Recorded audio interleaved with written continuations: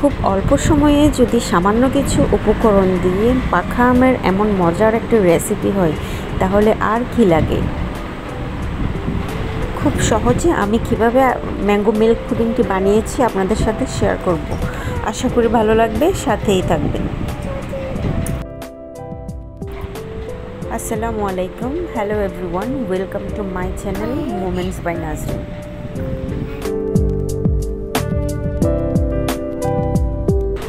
ফার্স্টে আমি দুটি আম ব্লেন্ড করে ভালো মতো ছেঁকে নিয়েছি।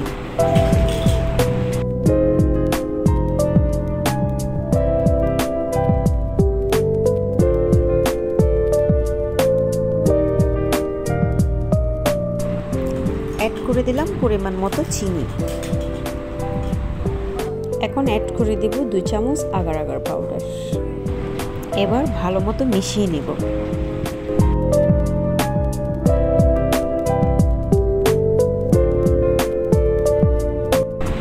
তারপর 2 থেকে 3 মিনিট মিডিয়াম হিটে আমি এটাকে রান্না করব। এখন একটি প্লেটের মধ্যে এটা ঢেলে আমি ঠান্ডা করতে দিব।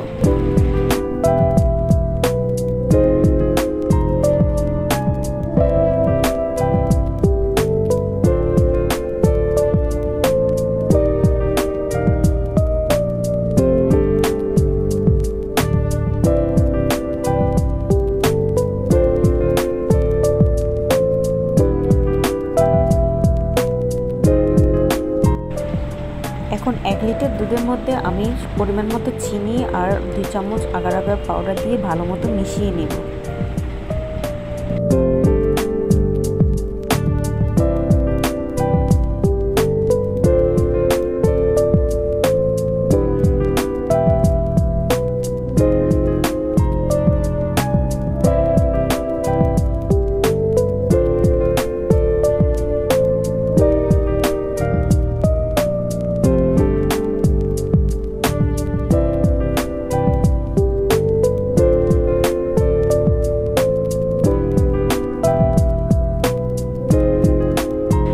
মিডিয়াম হিটে আমি 4 থেকে 5 মিনিট দুধটাকে রান্না করব।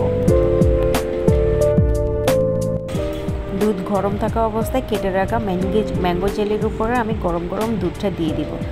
এরপর আমি এটাকে ঠান্ডা করতে দিব প্রায় আধা ঘন্টা 1 ঘন্টার মতো নর্মাল ফ্রিজে।